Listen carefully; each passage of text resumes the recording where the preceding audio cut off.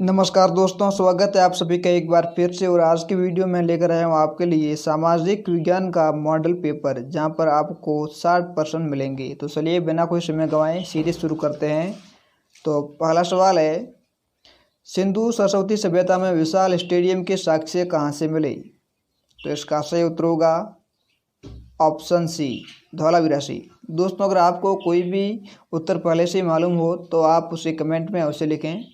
और अगला सवाल है, वैदिक साहित्य में किस नदी को नदीतमय, दिवितमय और अमृतमय कहा गया है? तो इसका सही उत्तर होगा ऑप्शन बी, सरस्वती नदी को। दोस्तों, अगर आप हमारे चैनल पर पहली बार आए हैं तो इसे सब्सक्राइब करके पास में बना बेल आइकन जरूर दबाएं, जिससे कि मेरे आने वाली हर उपयोगी वीडियो आप तक पहुंचती रही। और अगला सवाल है, फाहन किसके शासनकाल में भारत आया था? फाहन।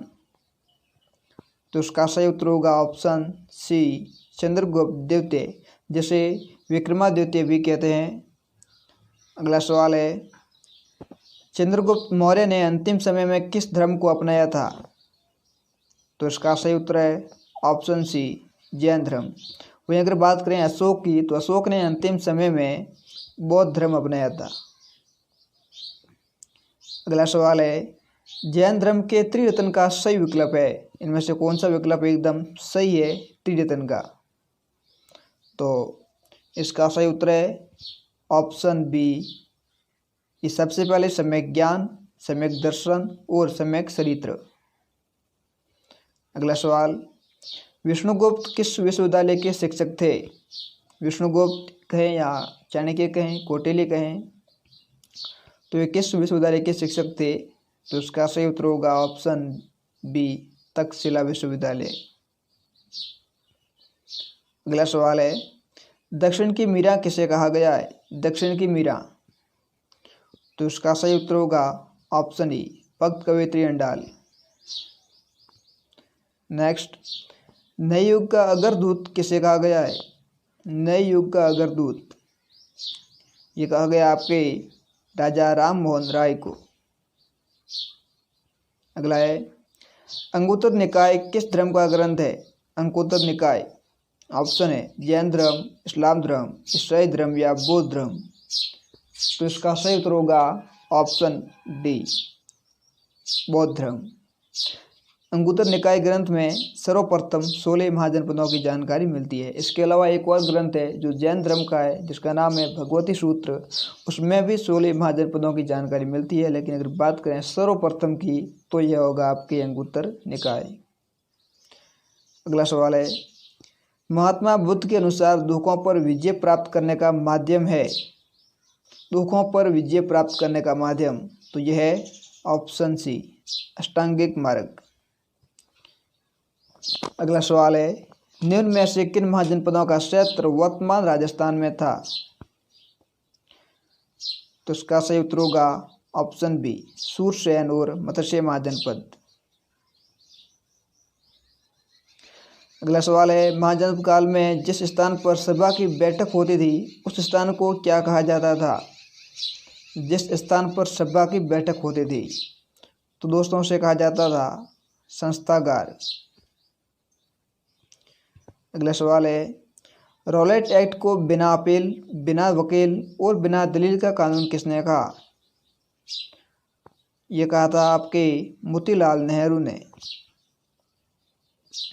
अगला सवाल है, जलियांवाला बाग हत्याकांड के लिए गठित की गई जांच समिति है, तो वो हंटर कमेटी भी कहते हैं, मदन मोहन मालवीय समिति भी कहते हैं, तहकीकात समिति भी कहती है। तो इसका सही उत्तर होगा ऑप्शन डी, उपयुक्त सभी। अगला सवाल, भारतीय राष्ट्रीय कांग्रेस की प्रथम महिला अध्यक्ष कौन बनी? प्रथम, और वो भी महिला। तो इसका सही उत्तर होगा ऑप्शन बी, एनी बेसेंट। अगला सवाल है, संविधान सभा द्वारा उद्देश्य प्रस्ताव पारित कब किया गया? तो पारित की बात हो रही है, तो ये पारित किया गया आपके 22 जनवरी 1947 को। और यह प्रस्तुत किया गया था, वो किया गया था आपके 13 दिसंबर 1946 को। अगला सवाल है, राज्य के नीति निर्देशक तत्व है, तो राज्य के नीति निश्चित तत्व वो वाद योग्य नहीं है। अगला सवाल है,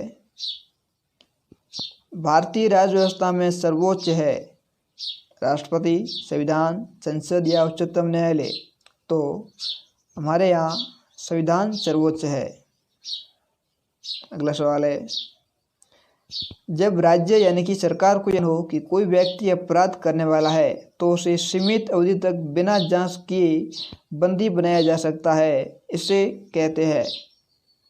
तो दोस्तों इसे कहते हैं, आपको बता दें कि निवारक नज़रबंदी, यानी अपराध करने से पूर्व उसको नज़रबंद करना।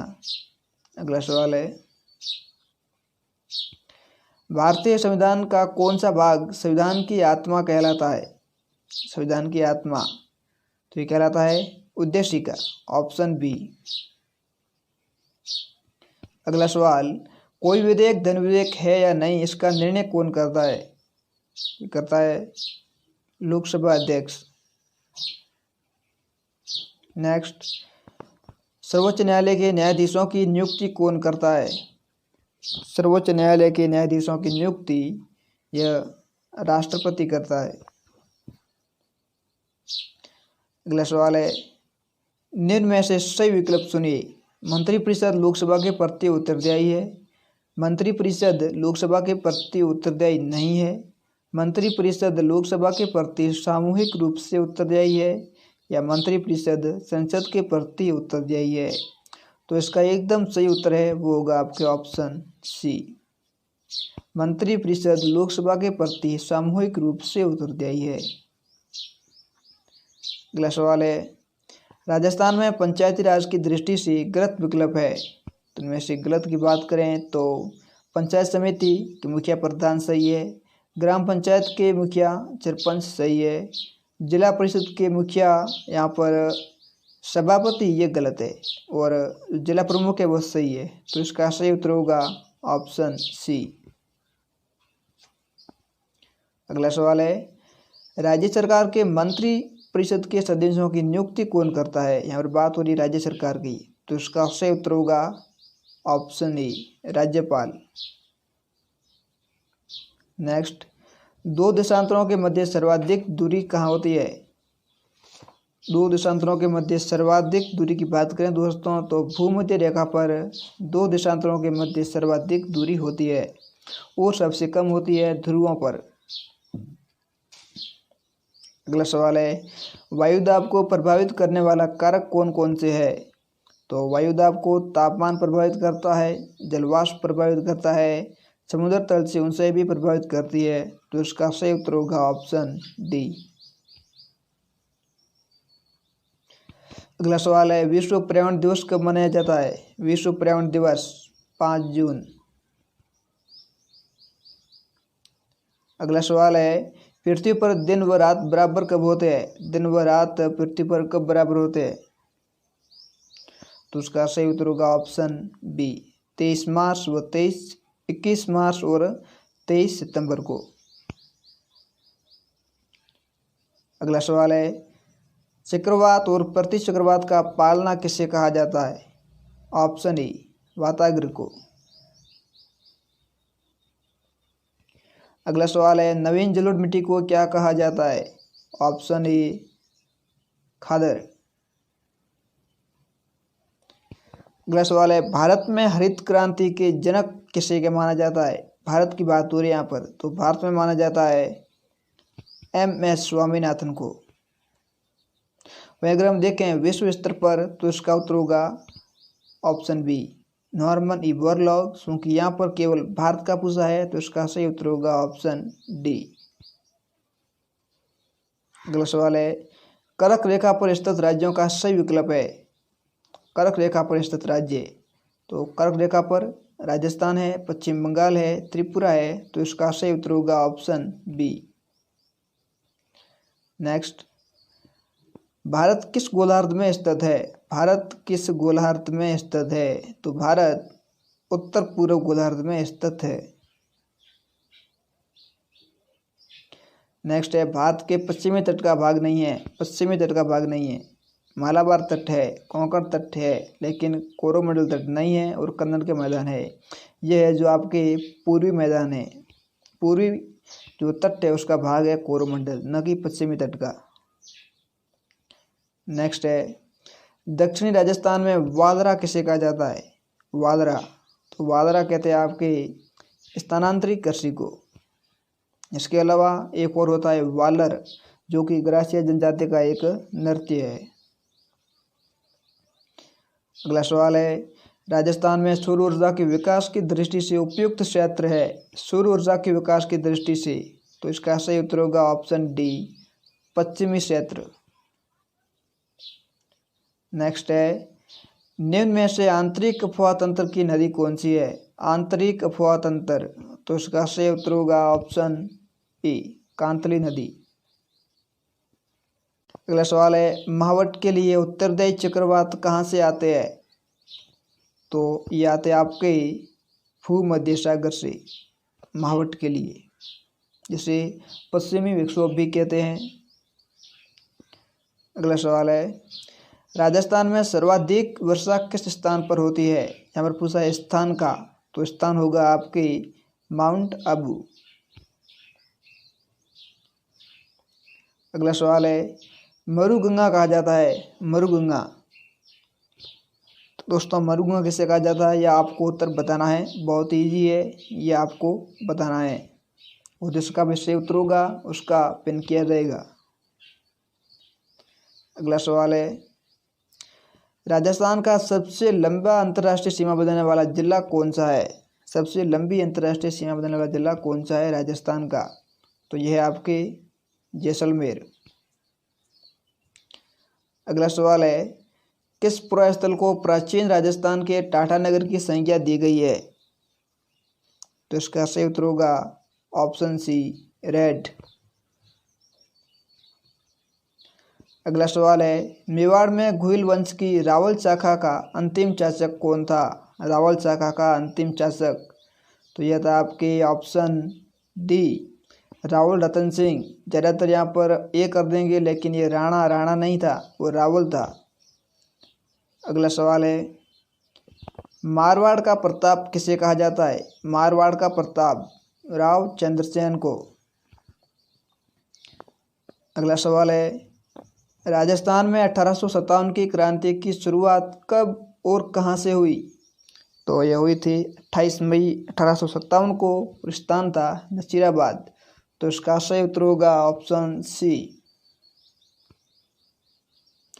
नेक्स्ट 1857 की क्रांति के भामाशाह किसे कहा जाता था?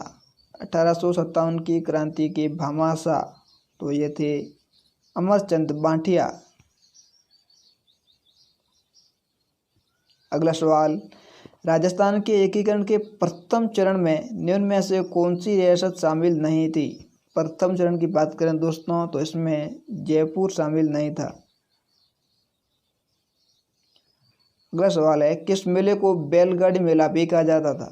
बैलगाड़ी मेला, तो बैलगाड़ी मेले कहते हैं शीतला माता का मेले को।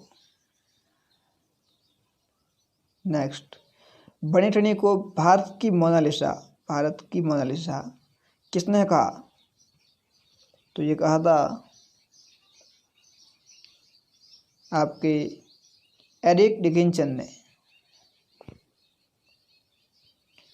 अगला सवाल है निम्न में से होली के समय किए जाने वाला नृत्य नहीं है? होली के समय किया जाने वाला नृत्य नहीं है, इनमें से कौन सा नहीं है? गैर, गीदड़, चंग, तो गरबा इसमें नहीं है। अगला सवाल है निम्न में से असंगत है, इनमें से असंगत कौन सा है? लालगढ़ जूनागढ़ सही है, मयूरध्वजगढ़ सूर्यगढ़ एक ही किला के नाम है, गढ़बीटली और तारागढ़ भी एक किले के नाम है, लेकिन सुवर्णगिरी और स्वर्णगिरी दोनों अलग अलग है। सुवर्णगिरी यह है आपके जो जालोर का किला और स्वर्णगिरी यह है आपके जैसलमेर का किला। अगला सवाल है निम्न में से लोक नाट्य नहीं है?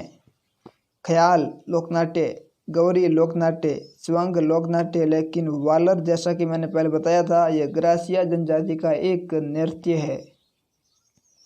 अगला सवाल है, खंभों का अजायब घर किसे कहा जाता है?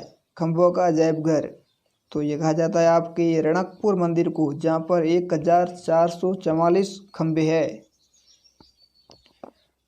अगला सवाल, हाड़ौती का खजुराहो किस मंदिर को कहा जाता है?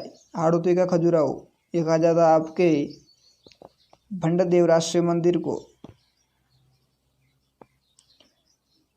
अगला सवाल है आपके जो नए टॉपिक जुड़े हैं, जिस दर पर आरबीआई अन्य बैंकों को अल्पकालीन ऋण प्रदान करती है उसे क्या कहा जाता है? यहाँ पर पूछा है अल्पकालीन ऋण, तो इसका सही उत्तर होगा ऑप्शन ए रेपो रेट। अगला सवाल, भारतीय रिजर्व बैंक के बारे में असत्य है, इनमें से असत्य कौन सा है? स्थापना 1 अप्रैल 1935, सही है। प्रारंभिक कार्यालय कोलकाता, सही है। राष्ट्रीयकरण 1 जनवरी 1949, सही है। लेकिन वर्तमान कार्यालय जो नई दिल्ली में होकर यह है आपके मुंबई में, तो इस प्रकार ऑप्शन सी यहाँ पर गलत है। चलिए, तो अगला सवाल है, निम्न में से साधारण बीमा का प्रकार नहीं है। साधारण बीमा का प्रकार नहीं है, इनमें से कौन सा नहीं है? तो स्वास्थ्य बीमा है, अग्नि बीमा है, मोटर बीमा है, लेकिन जीवन बीमा एक साधारण बीमा नहीं है। कुछ और आपके सवाल है, 5 सवाल और है जो महत्वपूर्ण है, तो आपको साथ में दे दिया है। तो उपभोक्ता संरक्षण अधिनियम 2019 कब लागू हुआ? तो इसका सही उत्तर है आपके ऑप्शन सी 20 जुलाई 2020 को। यहाँ पर पूछा गया है कि कब लागू हुआ। अगला सवाल है, हमारे संविधान में सहकारिता को किस सूची में रखा गया है? सहकारिता को रखा गया आपकी राज्य सूची में। अगला सवाल है, हमारे संविधान में, ये तो रिपीट हो गया। चलिए, अगला है, निम्न में से उपभोक्ता शोषण का कारण है।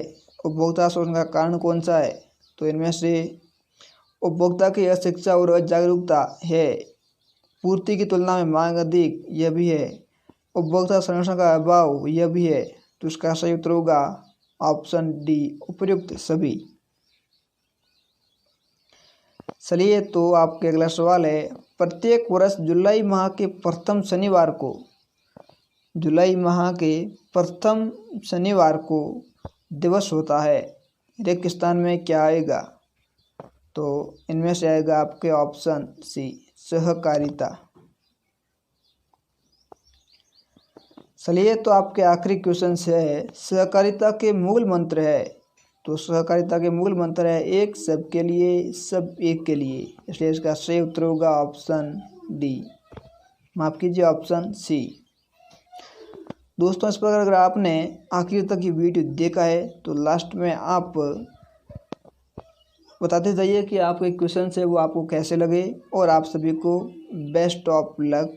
और चैनल पर पहली बार आए हैं तो सब्सक्राइब जरूर करें, वैसे आपने कर दिया होगा, क्योंकि अगर आप इतनी देर तक वीडियो को देखा है, ये पूरा का पूरा मॉडल पेपर देखा है, तो आपके अंदर जो तैयारी का जो सफलता का जज्बा है, तो आपने उससे एक उपयोगी चैनल को सब्सक्राइब किया होगा।